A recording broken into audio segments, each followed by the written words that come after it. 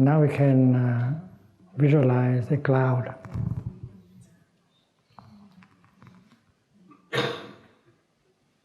In the sky.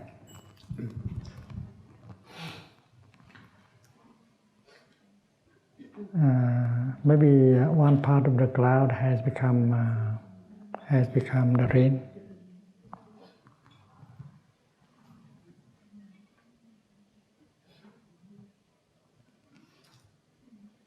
And we should be aware that only half a cloud remains in the same form, but half of the cloud has taken another form. And you cannot say that the rain is less beautiful than the cloud, or the cloud is less beautiful than the rain. It can be both beautiful.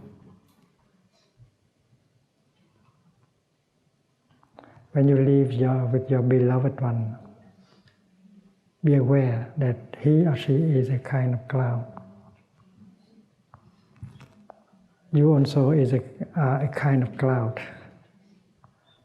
And you are not entirely here in this body, because every day you produce thoughts, speech, and action that continue you. So it is like a cloud in the sky. Every day the cloud can produce rain and snow or hail. And we can see the continuation of the cloud already, even if the cloud is still there in the sky. We human beings, we produce thoughts, speech, and action every day, and that is our continuation. And we have to meditate in order to see us not only in this body, but outside of this body.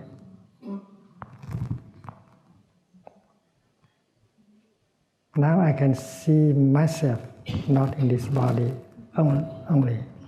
I can see myself in my friends, in my disciples, in my work, in many things. And if you want to recognize me, don't look in this direction. This is only a small part of me.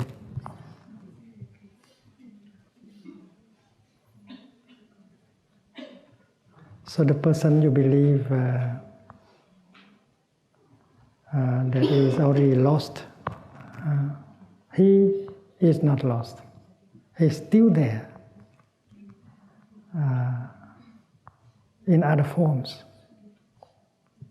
And look for him in you, look for him in your children. That person is still available in the here and the now. So when you look at the rain or the tea, and if you recognize your cloud in the rain or the tea, and then your sorrow will vanish. You know that your cloud is still there in new forms, and you can talk to your cloud. You can be with your cloud. So that is what we call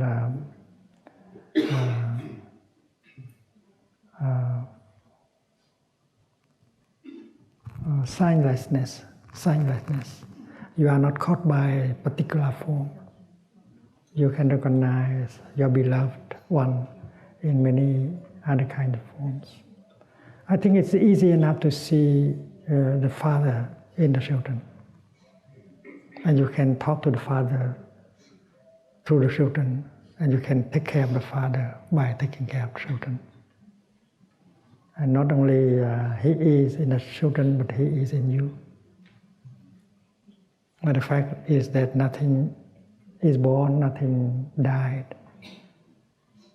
It's impossible for a cloud to die. So it's impossible for anything to die and to become nothing.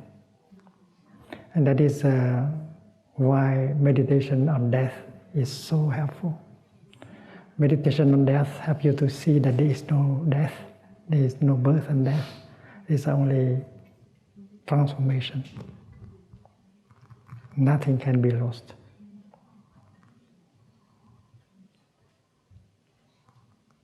And sometimes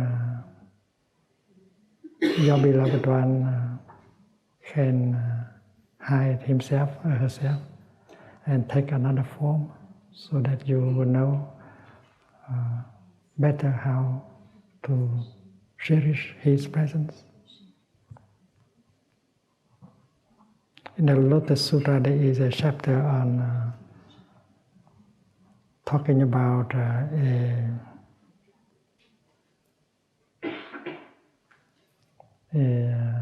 doctor who has the power to heal.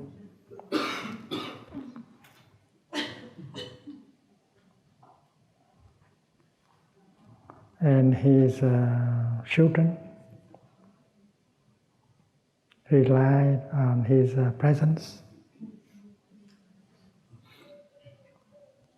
We have a Father that can heal us, so we don't need to take the medicine.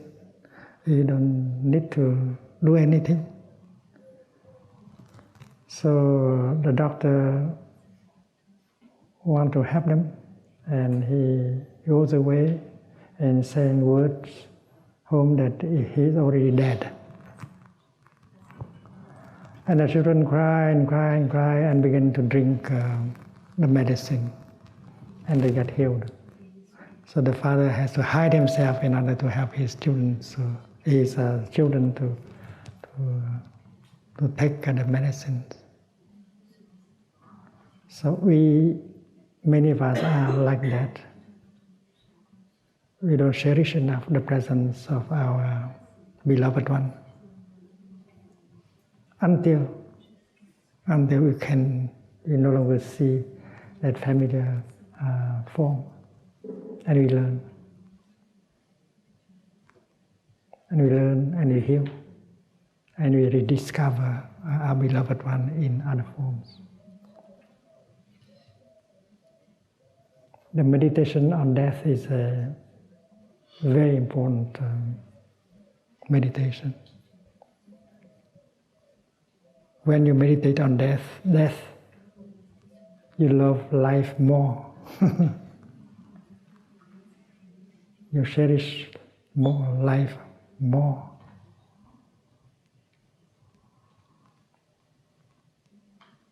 And we can learn many lessons. Mindfulness allowed us to recognize and cherish and treasure what is still available, so that in the future we will not say that, well, why that person is alive, I was not aware of his or her precious presence.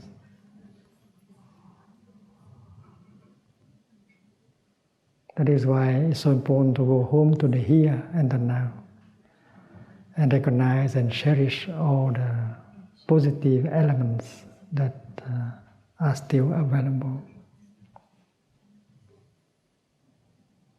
And then with the practice of mindfulness, we can look deeply and we can discover the nature of no birth and no death. And we find out that nothing can die, nothing can be lost.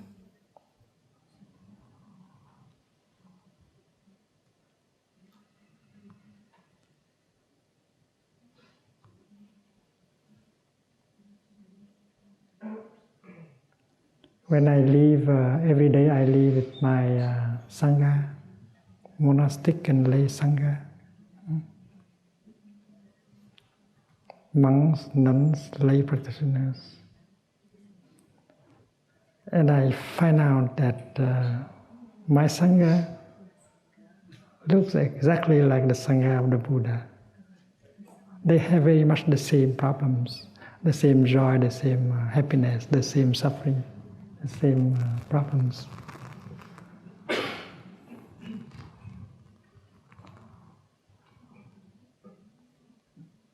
And I feel that the Buddha and the Sangha of the Buddha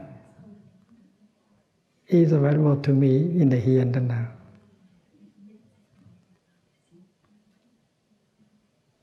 I don't miss the Buddha, I don't miss the Sangha of the Buddha, because I am able to see the Buddha and his Sangha in my Sangha. Because my Sangha is, first of all, the continuation of the Buddha's Sangha. We have the Buddha available.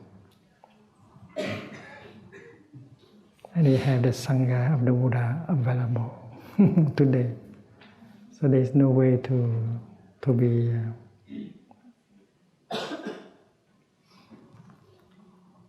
be sorrowful.